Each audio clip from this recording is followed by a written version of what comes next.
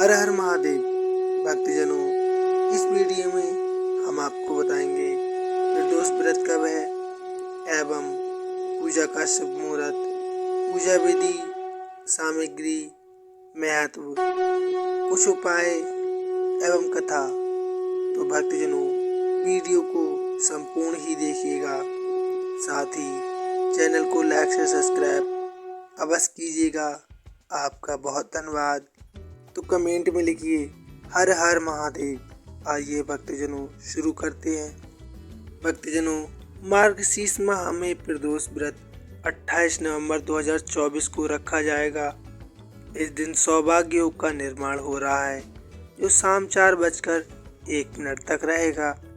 इस दौरान चित्रा नक्षत्र का भी संयोग बनेगा।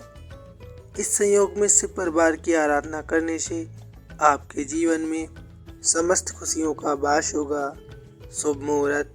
इस वर्ष मार्गशीर्ष माह कृष्ण पक्ष की त्रयोदशी तिथि का आरंभ 28 नवंबर 2024 को सुबह 6:23 पर होगा।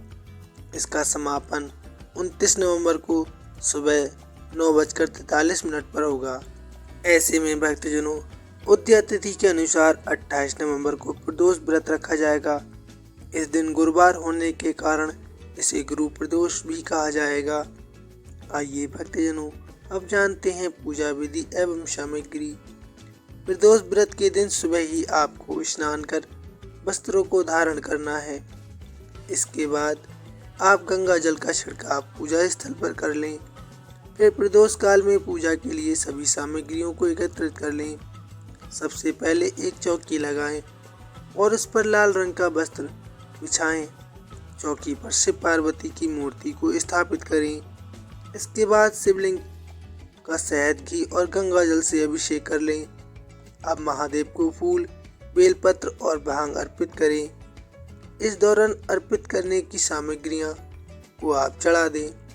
अब दिया और धूप बाती जलाकर महादेव की आरती कर लें और पूजा को समाप्त कर लें। आप शिवलिंग पर जल चढ़ाते समय इस मंत्र का जाप करें। मंद कन्यास्तु यादुरे सर्पापहारम शुभम तदानीम कल्पितम देव स्नानार्थ प्रतिग्रहाताम। श्री भगवते शबा शिवाय नमः। प्रदोष व्रत पूजा सामग्री: लाल या पीला गुलाल, सफ़ेद मिठाई, सफ़ेद चंदन, बेलपत्र, धागा, कपूर, अक्षत, कलावा, चिराग, फल फूल, धूप बत्ती एवं अपनी श्रद्धा अनुसार आप महादेव को कुछ भी चढ़ा सकते हैं। अर्थात महादेव तो तुच्छ वस्तुओं से ही भक्तों पर अपनी कृपा बरसाते हैं। तो भक्तजनों, भावना अच्छी रखो और महादेव की आराधना सच्चे मन से करो, जिससे आपका मनोरथ सिद्ध हो। आइए भक्तजनों, अब जानते हैं प्रदोष व्रत में आप क्या खा सकते हैं। प्रदोष व्रत के दिन आप फलाहार कर सकते हैं। फलाहार में जैसे आप आलू खा सकते हैं, साबूदान की खिचड़ी खा सकते हैं, खीर खा सकते हैं, फलों की चाट बनाकर खा सकते हैं। वहीं कुछ लोग इस व्रत को एक समय भोजन करके भी रखते हैं, लेकिन ध्यान रहे कि भोजन लहसुन प्याज का ना होना चाहिए।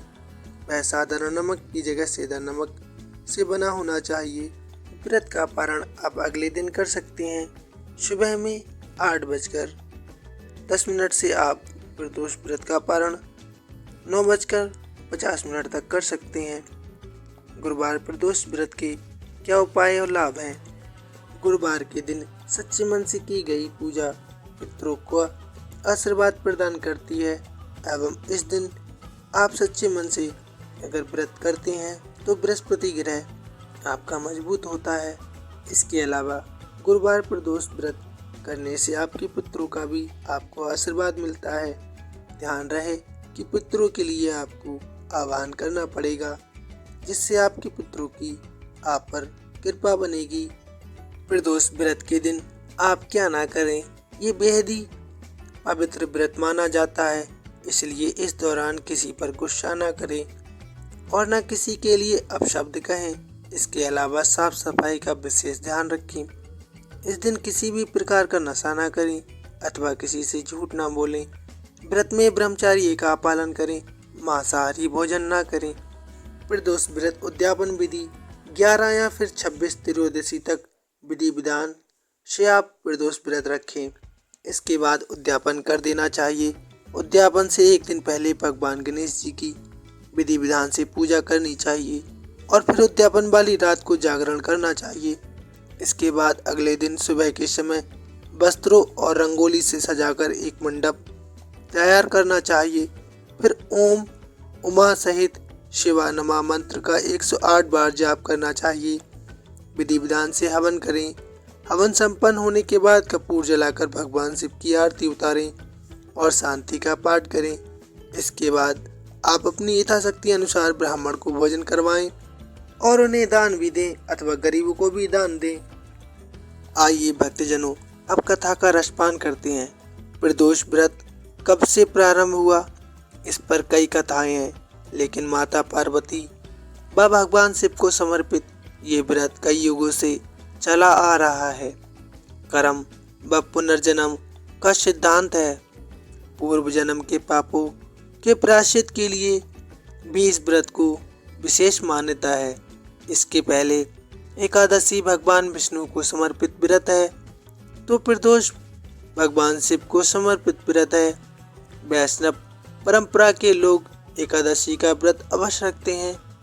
शिव के इष्ट मानने वाले भी एकादशी का व्रत रखते हैं, लेकिन वह प्रदोष व्रत अवश्य रखते हैं, क्योंकि प्रदोष व्रत समस्त पापों को नाश करने वाला है।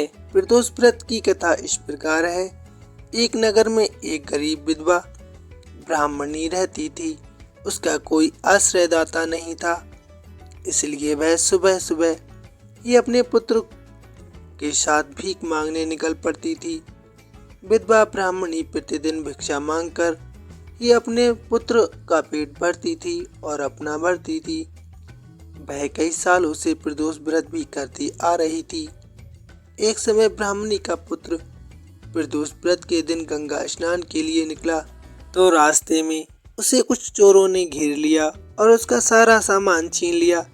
इसके कुछ समय बाद वहां पर राज के सैनिक पहुंचे, जो ब्राह्मणी के पुत्र को चोरों का ही साथी समझकर उसे पकड़कर राजा के पास ले गए। राजा ने बिना ब्राह्मण युवक की बात सुने उसे कारागार में डलवा दिया।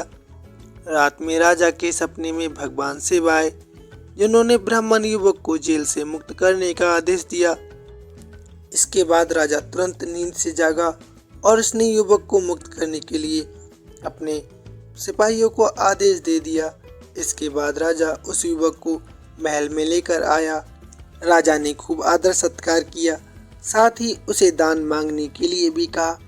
लड़के ने राजा से दान के स्वरूप में सिर्फ एक मुट्ठी धान ही मांगा, जिस पर राजा ने युवक से पूछा कि सिर्फ इतना ही दान आपको क्यों चाहिए, तुम्हें और कुछ भी मांग सकते हो, ऐसा अवसर बार बार नहीं मिलता। जिस पर युवक ने बड़ी विनम्रता से कहा, हे राजन, इस वक्त यही धान मेरे लिए इस संसार का सबसे अनमोल धन है। इस धान को मैं अपनी माता को दे दूंगा, जिससे वो खीर बनाकर भगवान शिव को भोग लगा सकेगी।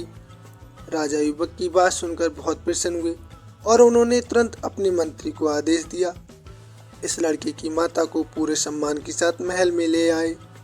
राजा की आज्ञा का पालन करते हुए मंत्री ब्राह्मणी को दरबार में लेकर आ गए, जिसके बाद राजा ने ब्राह्मणी को पूरा प्रसंग सुनाया और उसके पुत्र की खूब प्रशंसा करते हुए उसे अपना सलाहकार बना लिया।